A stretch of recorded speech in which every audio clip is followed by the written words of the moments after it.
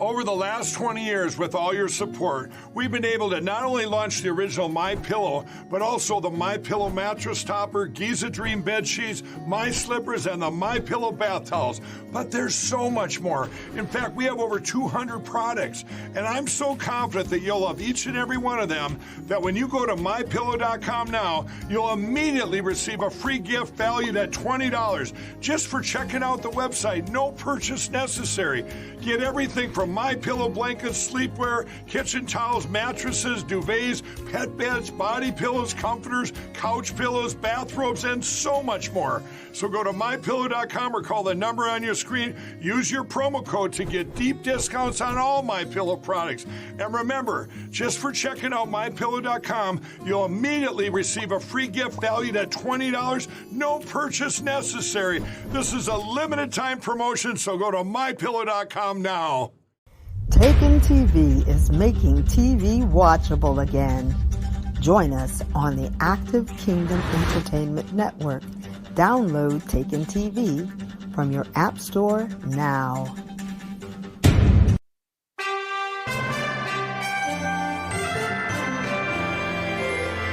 From the heart of our nation's capital, here's Family Research Council President Tony Perkins.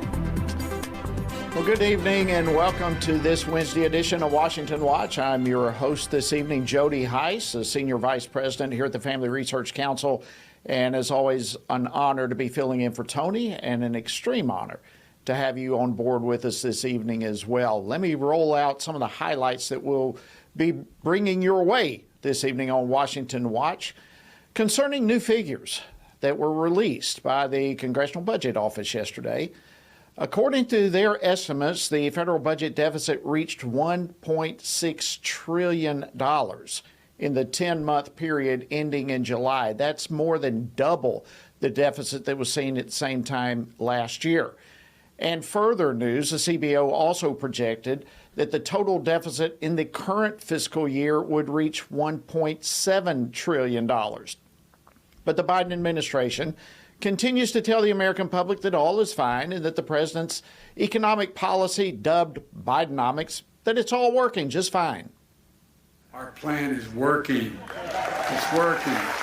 The economy has grown since I took office. It grew faster in the last quarter than anyone expected. Amazing. Of course, that was President Biden just a couple of hours ago. This administration is clearly living in an alternate fantasy universe, trying to sell that to the American public. But what is the reality? Well, here in just a few moments, I'll be joined by Congressman Kevin Hern, a member of the House Committee on Ways and Means, and he will give us a reality check for sure. And there was some disappointing news coming out of Ohio yesterday as the state's Issue 1 failed to pass. But thankfully, that's not the end of the effort to protect life and parental rights. There are a lot of Republicans that are pro-life that may have voted no on this issue tonight that will be with us shoulder to shoulder come November. Look, we have marijuana and abortion on the ballot this November coming up, and I just believe our faith-based community in all 88 counties will reject both. Well, that was President of Ohio Right to Life, Mike Ganadakis, last night on CNN. I'll be talking about what's ahead for the state, and not just for Ohio, but for other states across the nation. I'll be joined later by FRC's Action, Brent Kylan, to discuss that. And while President Biden says climate change is the existential threat to humanity, he continues to turn a blind eye to a very real threat that's taking place on the southern border. Communities have been neglected and abandoned, relying on their own local and state resources to address a border that's in crisis mode. Our southern border, against all public comfort statements out of Washington, D.C., is in the worst shape I've ever seen it. When one looks at public safety, national security, and humanitarian, our southern border is the largest crime scene in the country. Well, that was Sheriff Mark Daniels of Arizona's Cochise County testifying yesterday at a joint subcommittee field hearing that, by the way, Democrats failed to show up at. Amazing. Well, Republican governors are answering the call to those at the southern border, and I'll be joined by Oklahoma Governor Kevin Stitt to talk about what his state is doing to help the state of Texas. And speaking of Texas, the Save Women's Sports Act there was signed into law on Monday. The legacy of women's sports will be safeguarded for generations to come because of the law I am about to sign. Women in Texas can be assured that the integrity of their sports is protected in our great state. Of course, that was Texas Governor Abbott making remarks at the signing. And I'll be joined at the end of the show today by swimmer turned activist Riley Gaines, who was there at that signing. She'll be telling us her story about the fight to protect female spaces. So we've got a packed show lined up for you, as always. And as a reminder, our website is tonyperkins.com in case you miss any portion of today's show, or if you'd like to go back and view some archived programs. And of course, also there are tons of resources available there for you. I also want to make you aware before we jump into the program that FRC now has a special campaign. It only takes one. And for this week only, you can quadruple your giving for faith, family, and freedom. I encourage you to help us out as we are standing on the tip of the spear on so many issues. You can do so in a powerful way this week. I encourage you to text the word GIVE, G-I-V-E, to 67742. And in advance, we say thank you for your help. All right, when America's debt rating was downgraded by one of the big three credit rating agencies earlier this month, the Biden administration officials said that they strongly disagreed, and they called that decision arbitrary.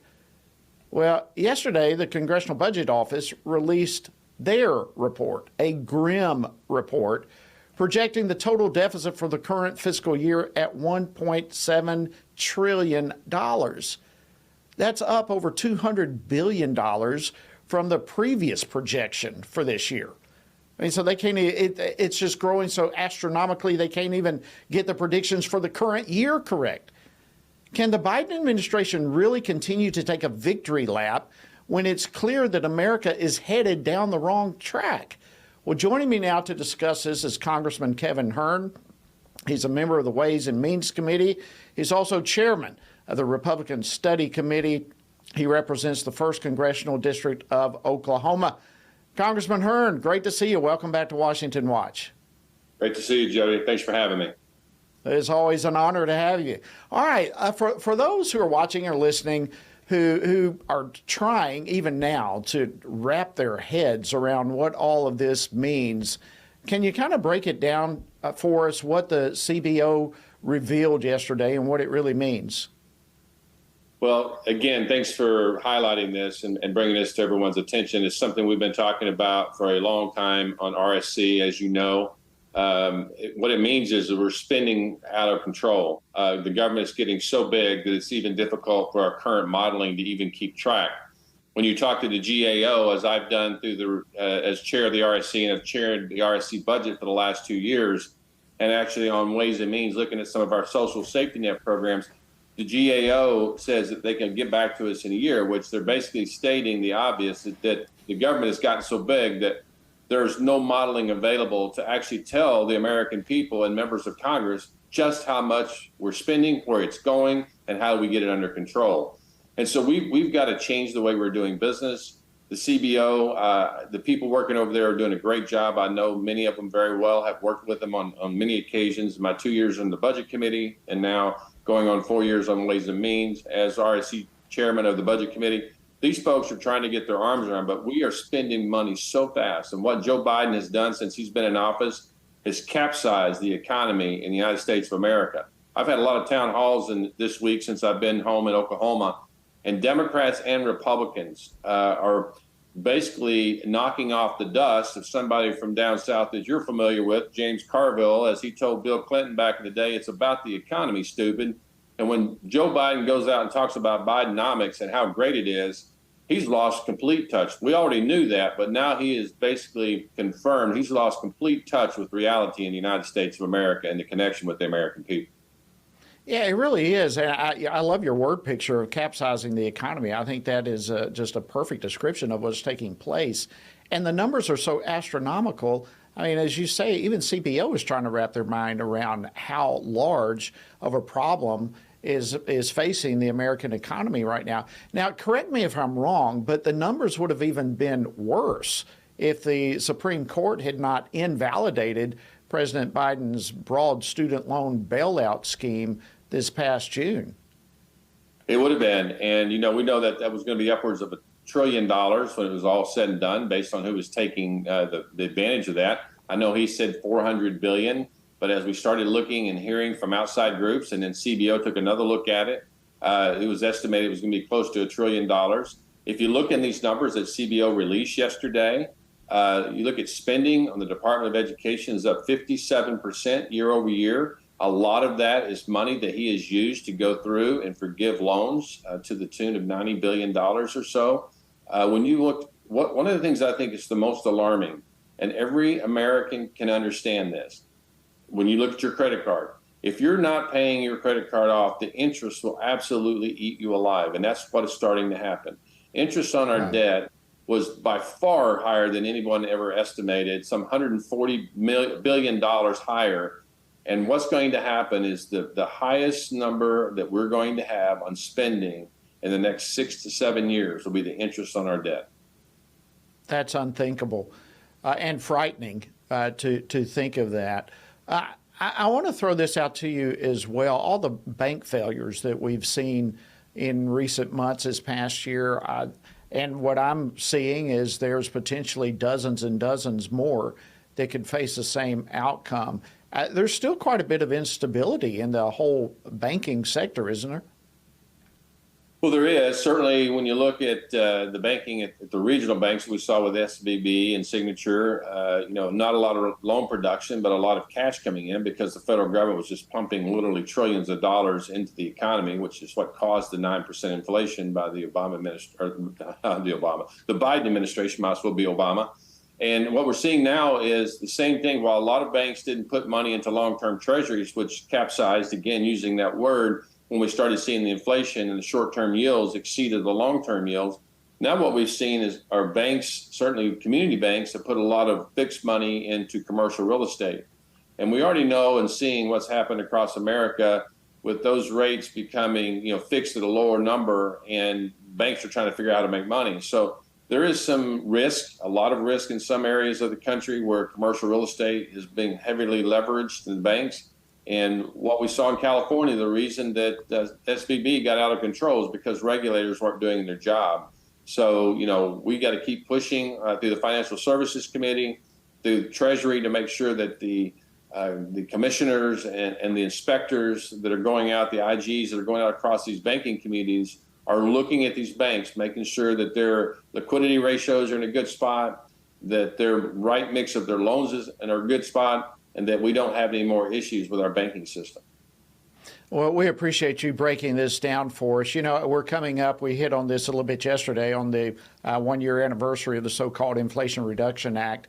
But we all know that has nothing to do about reducing inflation or addressing economic problems. It's all about climate change, which tells you everything you need to know about the priorities of this current administration. If I can, in the brief time that we have left, I want to switch topics. The Republican Study Committee, which of course you are chairman of, has outlined some priorities when it comes to public health-related legislation programs. In about a minute or so that we have left, bring us up to speed on what you guys are working on. Well, basically, we go back and review what happened and how we got to where we were with an unelected official, Dr. Fauci, being able to shut down cities and states and communities and schools. And we're seeing the repercussions of that now, and going back and laying out the policies of, good governance. When we're seeing, being forced to wear masks in communities where we didn't stop the spread, we certainly had outbreaks everywhere. And we allowed him to, when I say we, the federal government allowed him to take reign. And it was people that challenged him were demonized as saying that they're not allowing the experts. And we saw that there were many people, 1 million Americans died with all of the, he kept changing his tune. So this is a lot of the policies out there. Also, withholding funding. For about those 15 seconds, Congressman. Okay. So all those that are out there, violating this is withholding funds to make sure that we're doing the right thing with the American taxpayer dollars. Thank you, Congressman Kevin Hern, 1st Congressional District of Oklahoma. Great seeing you. Thank you for joining us on Washington Watch this evening. Thanks, Jody. You bet. All right, friends, coming up, Ohio's issue one. We'll talk about yesterday's vote and the next battle ahead, not just for Ohio, but across the country. Don't go away. We'll be back in just a moment.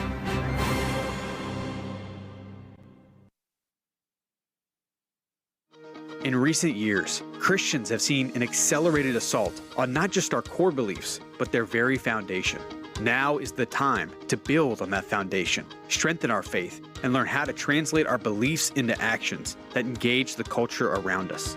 That's the purpose behind this year's Pray Vote Stand Summit, Believe and Engage. Pray Vote Stand Summit is a national gathering of spiritually active, governance-engaged conservatives, or SageCons. We'll hear from Christian leaders, worldview experts, government officials, and more. We'll discuss important issues like the sanctity of life, religious freedom, protecting students, strengthening families, praying for our nation, and how you can impact America's future from a biblical worldview. Together, we can believe and engage. Join us September 15th through 17th in Washington, D.C. for this pivotal event. Register now at prayvotestand.org. Everything we do begins as an idea. Before there can be acts of courage, there must be the belief that some things are worth sacrificing for. Before there can be marriage, there is the idea that man should not be alone. Before there was freedom, there was the idea that individuals are created equal. It's true that all ideas have consequences, but we're less aware that all consequences are the fruit of ideas. Before there was murder, there was hate. Before there was a Holocaust, there was the belief by some people that other people are undesirable. Our beliefs determine our behavior, and our beliefs about life's biggest questions determine our worldview. Where did I come from? Who decides what is right and wrong? What happens when I die? Our answers to these questions explain why people see the world so differently. Debates about abortion are really disagreements about where life gets its value. Debates over sexuality and gender and marriage are really disagreements about whether the rules are made by us or for us. What we think of as political debates are often much more than that. They're disagreements about the purpose of our lives and the source of truth. As Christians, our goal must be to think biblically about everything. Our goal is to help you see beyond red and blue, left and right, to see the battle of ideas at the root of it all. Our goal is to equip Christians with a biblical worldview and help them advance and defend the faith in their families, communities, and the public square. Cultural renewal doesn't begin with campaigns and elections. It begins with individuals turning from lies to truth. But that won't happen if people can't recognize a lie and don't believe truth exists. We want to help you see the spiritual war behind the political war, the truth claims behind the press release, and the forest from the trees.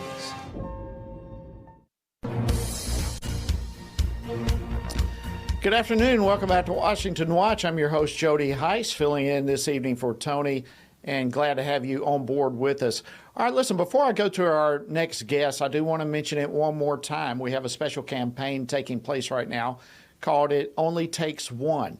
For this week only, your contribution can be quadrupled and impact faith, family, and freedom. And that comes because we've had a generous supporter who's given a $100,000 challenge match. So we're asking you to come on board and help us out, quadruple your gift. You can do so by texting the word GIVE to 67742. GIVE to 67742. All right, we've been talking about this for the past few weeks, Ohio's issue one, which the attempt there was to try to raise the threshold to amend the state constitution from a simple majority to a 60% requirement.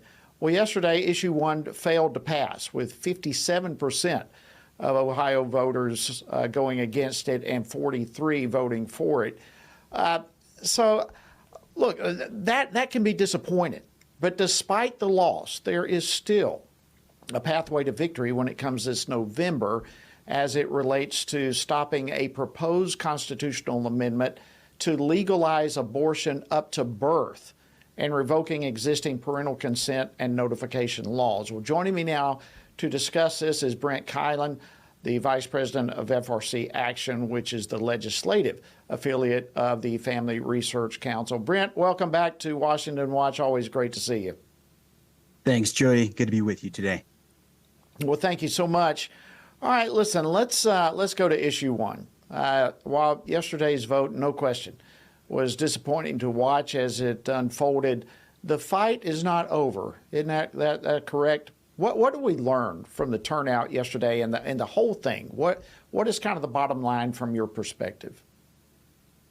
Jody, I think you're exactly right. It was a disappointing defeat for the people who wanted to protect parental rights and for the pro-life community.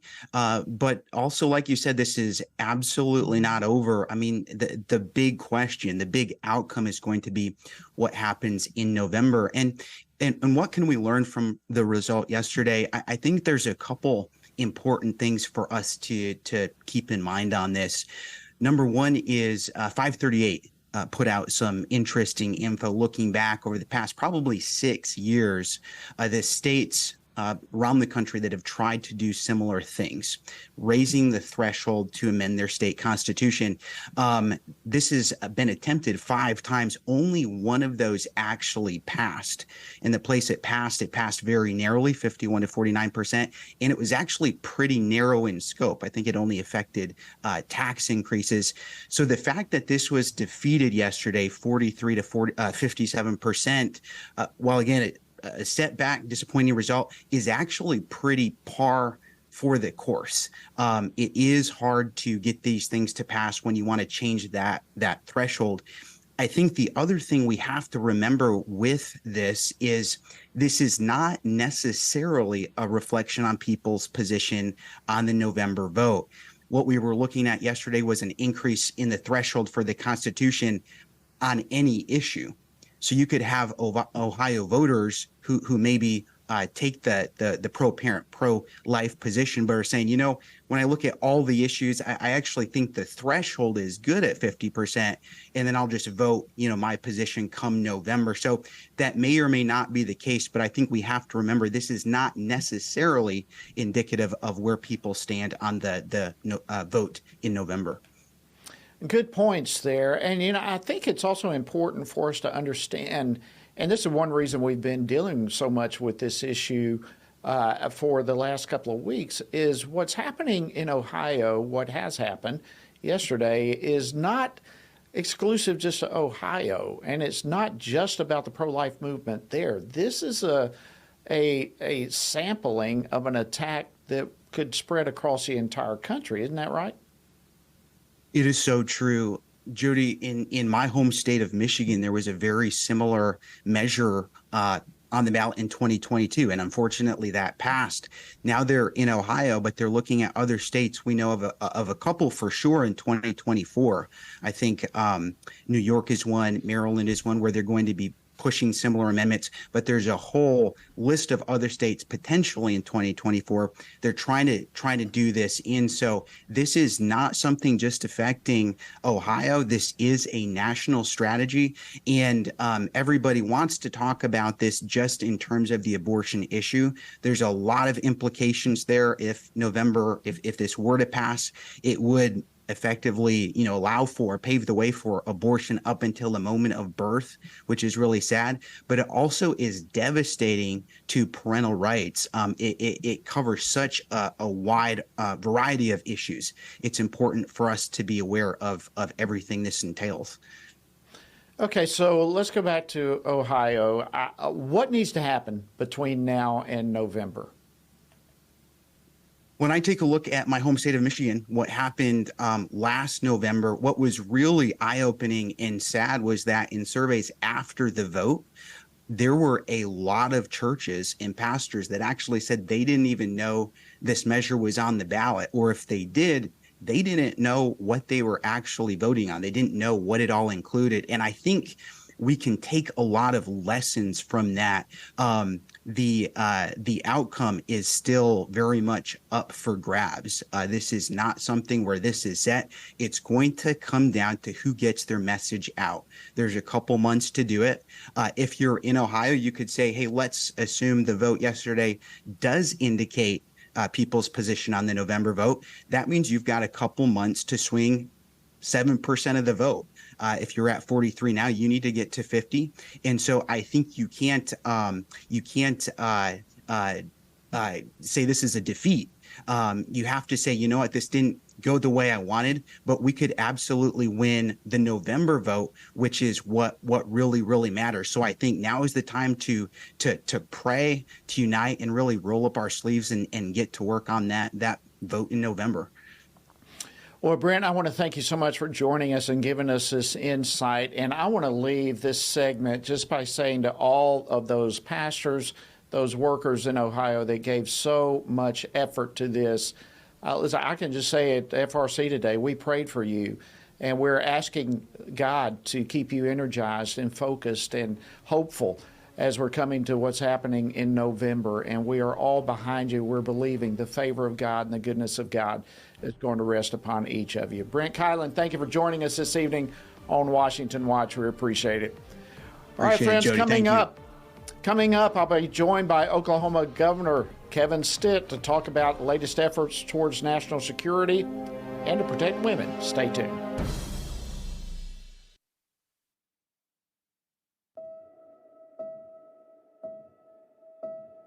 All of us are born with the desire to find truth and meaning. Where did I come from? What happens when I die? While our answers to these questions may divide us, we are united in our need for the freedom to answer life's biggest questions and make life's biggest decisions for ourselves. That's why religious freedom matters for everyone. Religious freedom matters because the powerful have long wanted to control those who are less powerful. Religious freedom matters because the freedom of those who are different is often threatened by those who believe different is dangerous. Leah Sheribu, a Christian teenager in Nigeria, remains a captive of Boko Haram for her refusal to renounce her Christian faith.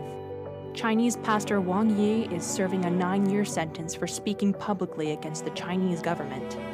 In Pakistan, Asif Pervez is on death row for allegedly sending a blasphemous text message. All of this because people in power decided different is dangerous.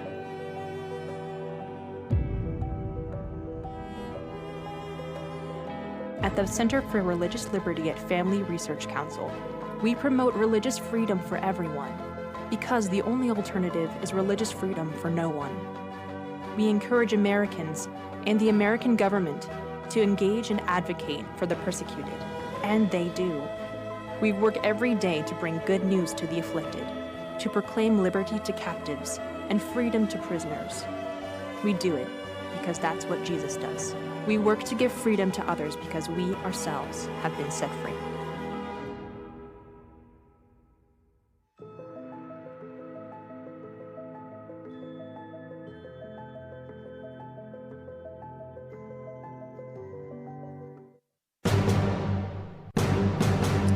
Good afternoon. Welcome back to Washington Watch. I'm your host, Jody Heiss, filling in this evening for Tony, who's taking some much-needed time off, and it's an honor to be with you. All right, the Biden administration's catastrophic handling at our southern border and the illegal immigration crisis has been top of the mind of many Republicans, including House GOP members hoping to impeach Homeland Security Secretary Alejandro Mayorkas for his role in the crisis. Or his lack of role, whichever way you want to look at it. Well, in the absence of the federal government trying to defend and protect our southern border, and from that, a surge in illegal immigration, there are Republican governors of 13 different states who have answered the call for help from Texas Governor Greg Abbott to help stem the tide of illegal immigration. And one of those governors joins me now, here to share more about why he felt the need to send his state's National Guardsmen to Texas is Oklahoma Governor Kevin Stitt. Governor Stitt, welcome back to Washington Watch. Sir, it's an honor to have you. Thank you. Absolutely. Thank you so much for having me. It's great to be on with you. Well, listen, Oklahoma, of course, is not technically a southern border. It borders Texas. But why did you feel compelled to send some of your state's National Guardsmen to Texas? Well, first off, we believe that every state is a border state. We know that the fentanyl that's coming through the southern border is winding up in the state of Oklahoma. Our fentanyl deaths have increased 500% over the last couple years. So when Governor Abbott asked for help, we wanted to join him. There's 13 other Republican governors that are down there that sent our troops down there under the direction of the Texas National Guard. But really, the big question here is, why is the federal government not protecting our southern borders? I mean, it makes no sense to us whatsoever as Americans and as Oklahomans that we don't have a secure border, knowing who's coming through. It is illegal in federal law to enter the United States except through the ports of entry. And all we're doing is trying to protect and enforce law. And it's just overwhelming. It's unbelievable what's happening right now and why the federal government is advocating their duty to protect our citizens. Governor, that is extremely well said and hits the nail on the head in every way. It's a matter of abiding by the law. It's a matter of people coming legally into this country through the ports of entry. It's a matter of us knowing who they are and what their intentions are. And thank you so much for your leadership in this. You answered part of the next question. You said fentanyl deaths are up 500% in Oklahoma over the last couple of years. What other impacts are you seeing in Oklahoma as a result of the wide open border policies of this administration? Well, first off, when people come into our country and they automatically get the services that all of our citizens do. In other words, our healthcare system, we're not going to turn away someone in need that shows up at our hospitals. And so that is having a taxing effect on all the other tax-paying citizens of America who are having to pay the load for people coming into our country. So, and I also like to point out, we need a immigration policy. We need to make sure that we have the right workforce. We know who's coming into our country. In Oklahoma, we have about 12% Hispanic population. Fantastic folks in Oklahoma.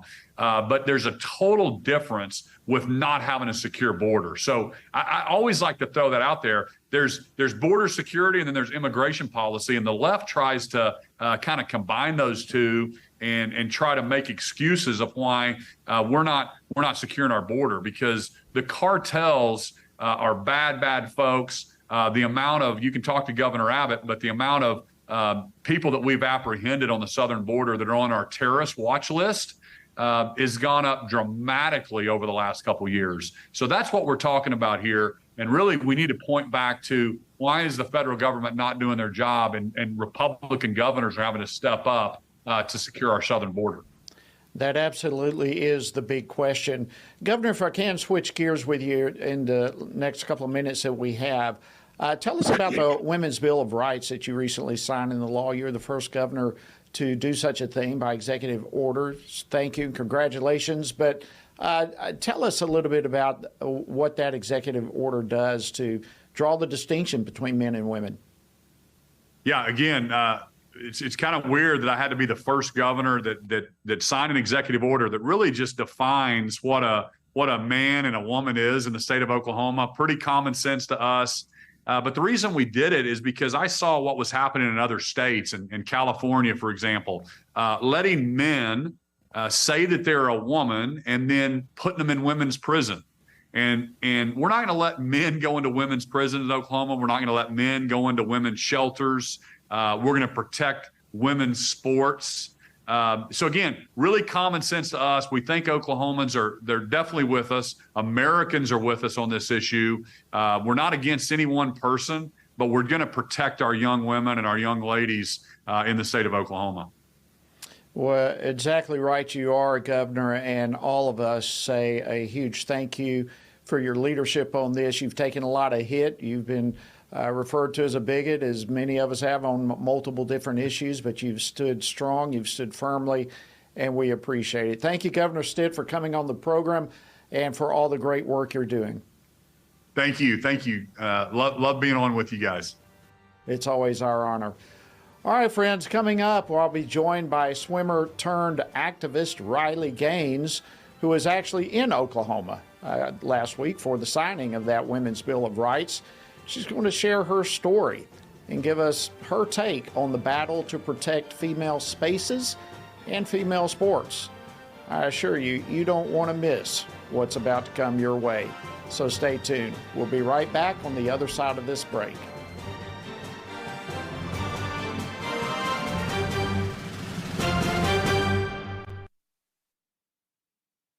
It begins here, and here, and here. Every day. Before you stand, you need solid ground. Standing in a culture that wants you to surrender the truth won't work unless you have a firm foundation. At Family Research Council, we have that firm foundation, and you can find us standing. We stand for the value of all human life. We stand for the right of families to flourish. And every day we stand for your freedom to believe and to live out those beliefs both at home and abroad. We work with government officials, educating them on the issues from a biblical worldview. And when necessary, we hold them accountable. We equip Christians across America to be informed and to take action in their communities. With our daily radio program, television appearances, and vast online presence, we reach people where they are. We envision an America where all human life is valued, families flourish, and religious liberty thrives. And that won't be realized if we're not standing. Stand for faith. Stand for family. Stand for freedom. Stand with us at FRC.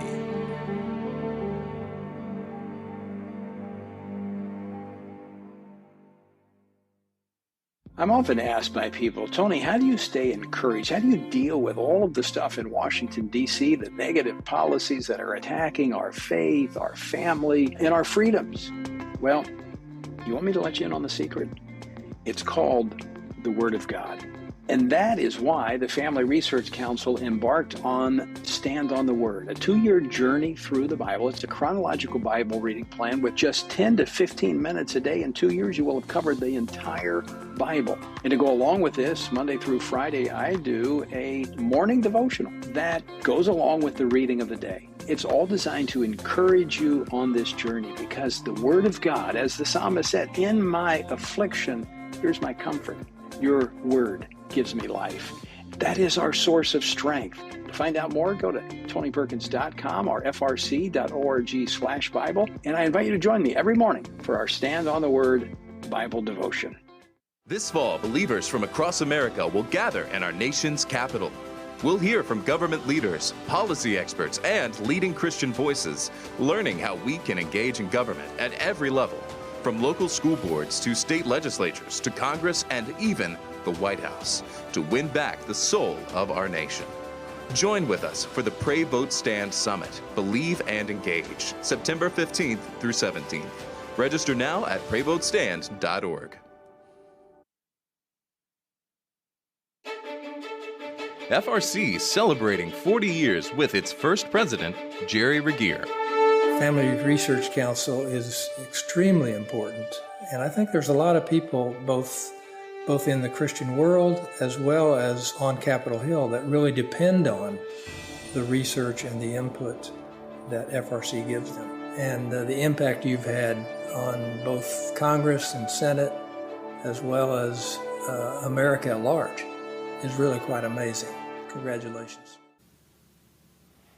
Thank you, Jerry Regier, on your comments for FRC's 40th anniversary. And of course, as you just heard, Jerry was the first president here at FRC. And in addition to that, he was a major individual in establishing FRC to begin with.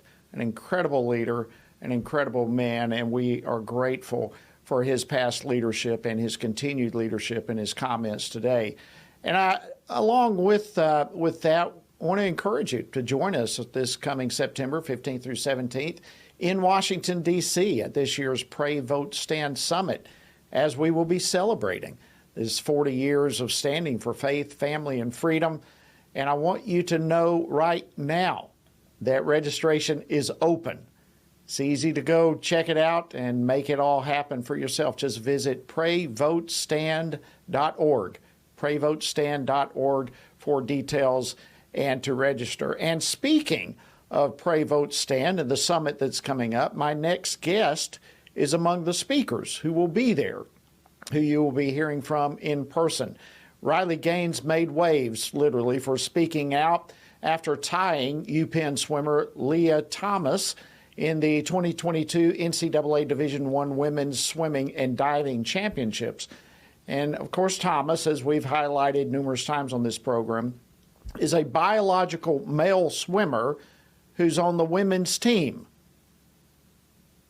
Well, since then, Riley has traveled the country speaking out about the need to protect female spaces as well as sports. She's challenging the rules at the NCAA, USA Swimming, the International Olympic Committee, and other governing bodies. And she's been a huge encouragement to other female athletes, calling them to step forward and highlight why men competing in female sports is blatantly unfair and harmful. She joins me now to share her experiences. Riley, welcome to Washington Watch. Great to have you. Amazing. Thank you so much. It's good to be here. Well, it's always great to see you. Listen, let's begin, if we can, just with some of your story, particularly going back to, with your encounter with Leah Thomas. Some of our viewers and listeners may not know that. So if you can go back as far as you need to, but just share a moment what that was like for you. Absolutely. So I grew up my whole life swimming. Started when I was 4 years old, went all the way through college. So I dedicated 18 years of my life to my sport. But my senior year was different. Actually, my junior year, I ended up finishing 7th in the country, which I was proud of, right? You know, being an All-American, you were top 8. But I knew when I finished 7th that it would be my goal my senior year to win a national title. I was right on pace to do that. About midway through my season, I was ranked 3rd in the country behind one phenomenal swimmer who I knew very well. Because like in most sports, your top tier athletes, you know of each other, regardless of where you're competing in the country, because you've grown up competing against each other. And she was in 2nd, and I was trailing her by maybe a few 100ths or 10ths of a second. But the swimmer who was ranked 1st, we had never heard of.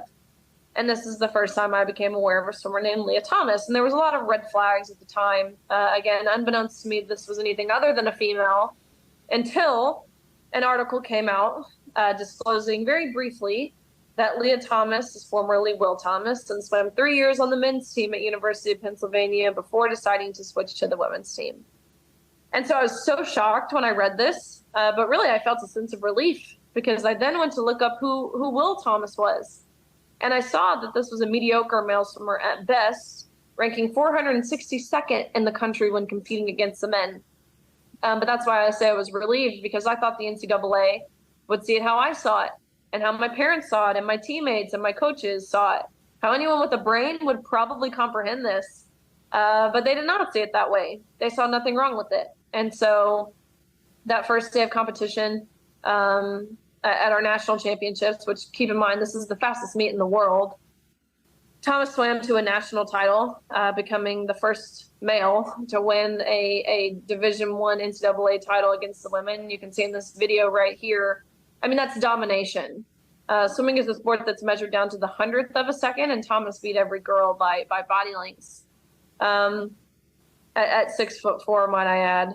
But that next day of competition was a 200 freestyle, which almost impossibly enough, Thomas and I raced and we tied, meaning we went the exact same time down to the 100th of a second. And really what thrusted me into the stance that I've taken now is upon tying, we go behind the awards podium where the NCAA official looks at both Thomas and myself and says, "Great job, but you guys tied. And we only have one trophy, and we're going to give this trophy to Leah." And I was so taken aback. And I asked the question that no one dared ask all season. And I said, okay, why? I know we tied. I know, there's only one trophy, but why are you adamant on giving this trophy to a man in the women's 200 freestyle? And I actually appreciate their honesty, because he told me, well, we've been advised when pictures are being taken, we have to give the trophy to Thomas. But you can pose with this one, but you have to give yours back, Riley. You go home empty-handed. Leah takes the trophy home. End of story. And it was that moment that I knew it was. It's still unbelievable. But it was that moment when I knew I couldn't lie anymore, because I was lying up until that point. Yeah, I've heard this story so many times, Riley, and every time I'm spellbound hearing you say it, and I'm as ticked off as though I was hearing it for the very first time every time you mention it, because you have the competition on the one side, but then there's just the presence of Leah Thomas in the locker rooms and all of that sort of stuff, where other women swimmers were affected, including yourself.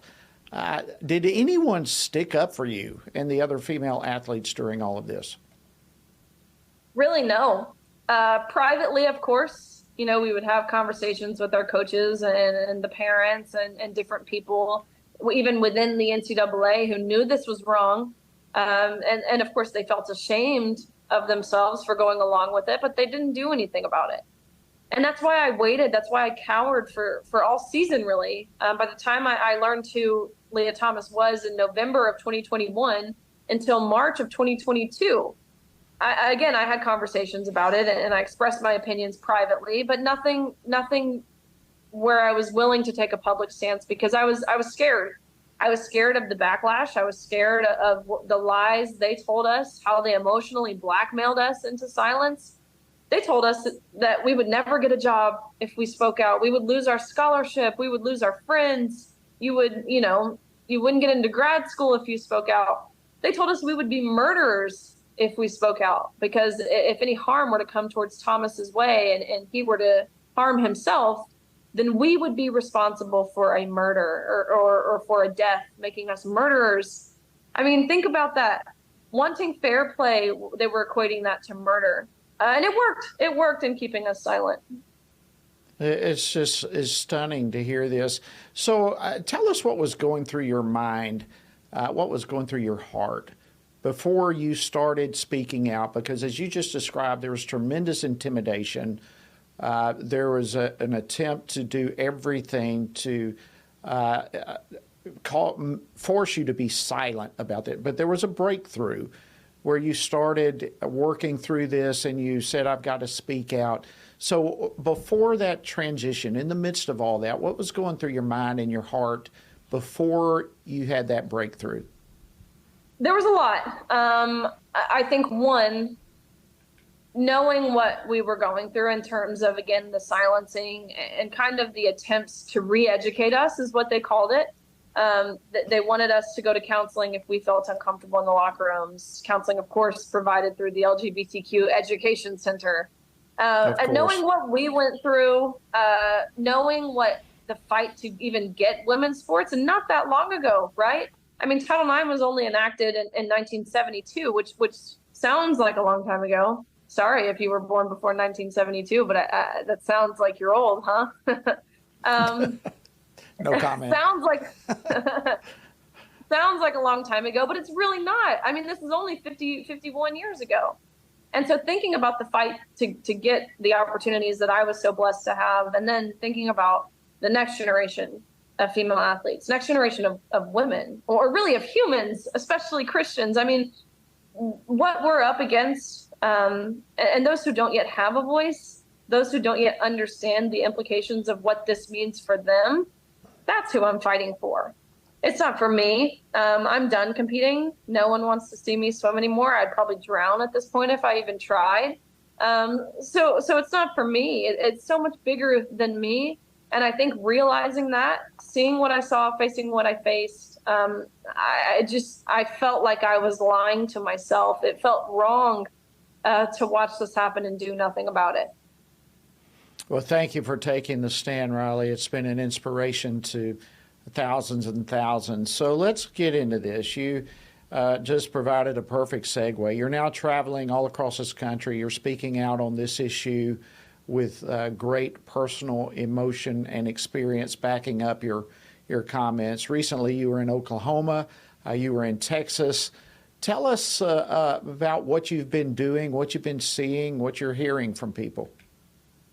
I've been doing absolutely anything and everything I can to make impact, to make changes to where no girl, no woman, regardless of what age, regardless of where you compete or what sports you're competing in, No girl should go through what we went through, compare themselves physically to a man, the humiliation in the locker room, and be told they're not worthy, that they don't matter. That's not true. But that's the message being sent to them. And so traveling, testifying, and encouraging others, letting them know that we are in the overwhelming majority and feeling how we feel, and letting them know that it's liberating to say the truth. And that speaks for any truth. But in regards to the truth that I'm speaking about, it's the most basic truth. To deny what a woman is to deny that the sky is blue. But they're asking us to do that. But once you know you don't have to adhere to those guidelines, it really does feel like a weight is off of your shoulders. Well, absolutely no woman should face what you face, be it in the swimming pool or in the locker room, nor should a woman face what you have experienced even this past week in Texas with the protesters. Tell us a little bit about that, and not only in Texas, other places where you've been. Yeah, it's become standard at this point. I'm actually more surprised when there's not protesters. And again, we're asking for the bare minimum here, right? Equal opportunity. We're asking for safety. We're asking for privacy as women in our sex-separated spaces. And so, yeah, protest has become standard, and we are seeing it across the country. I had a little more hope for Texas. You know, this is Texas. What are protesters doing here? But they were there, and of course it's the same thing. They have the same chants. They have the same posters. They're yelling profanities, obscenities. They're throwing glass bottles at our feet. They're dumping liquids on us. They're spitting in our faces. And again, they do it in the name of love. They do it in the name of inclusion and tolerance and all of those virtuous things. But what they're doing that's not love. That's not what love looks like. It's loving to say the truth. That is love. Ever heard of the term true love? Those terms are synonymous, truth and love. To lie Absolutely. is the exact opposite of that. Absolutely. So our time is wrapping up. What keeps you energized? You're all over the place. What is the driving force that keeps you energized to do what you're doing? Knowing I'm doing it for more than just myself. The messages I get every single day, you would die if you saw them. Actually, your heart would probably break. They're coming from female athletes. These are messages from parents. These are messages from coaches who don't know what to do. They need a voice, and I'm happy to be that megaphone for them. That's what keeps me going. That's what keeps me energized. I haven't gotten burnt out yet, and I have been. It's a toll. Make no mistake, it's a toll. It takes a toll on me, both physically, emotionally, on my marriage. But I just know how important it is and what's at stake if I don't. And fighting for that, fighting for sanity, for common sense, that's what's keeping me going. And of course, my faith. I would be remiss if I didn't mention my faith and just how important that is in this fight, and in this fight that is entirely spiritual. Well, it is spiritual. All of this is a spiritual battle. And Riley, let me just tell you, we are so excited to have you joining us next month at the Pray Vote Stand Summit. And, we are hoping that this event will encourage people and help equip them to make an impact in their various spheres of influence. To wrap this up in the next 45 seconds or so, why do you think it's important for us for people to come together for events like this, to pray, to vote, and to take a stand? For too long, we haven't. We're called the silent majority for a reason, and it's because we've been silent. We have to link arms. We have to stand together. We have to roll up our sleeves and say enough is enough. And doing it through prayer, doing it through voting. I mean, those are the principles that we all need to rely on. And so I couldn't be more excited for the event. Really, I think it'll be foundational, fundamental, really, in creating that impact and change that this country needs to see. Thank you, Riley Gaines, for coming on the program with us this evening, and thank you for standing in there fighting the good fight. God bless you. Of course. Thank you. All right, friends, that wraps up this edition of Washington Watch. Thank you for joining us, and we're all in this together. We must defend faith, family, and freedom. Thank you for joining us today. Hope you have a fantastic rest of your evening, and we will see you tomorrow right here on Washington Watch. Washington Watch with Tony Perkins is brought to you by Family Research Council and is entirely listener supported. Portions of the show discussing candidates are brought to you by Family Research Council Action. For more information on anything you've heard today, or to find out how you can partner with us in our ongoing efforts to promote faith, family, and freedom, visit TonyPerkins.com. Also, to leave a comment about Washington Watch, call our watch line at 1-866-372-7234. That's 1-866-372-7234. Hi, I'm Joe Sweeney. I founded the Acervo Project in response to the growing epidemic of human trafficking and child exploitation. Classifying this as an epidemic is an understatement. Our investigation teams and cyber analysts are tracking child predators every day. We're making a difference, but we need your help. The average age of a trafficked child is just 14 years old. Will you join the Acervo Project team? Donate $14 a month to protect the next at-risk 14-year-old. Pledge your $14 a month at theacervoproject.org. That's ASSERVO.org.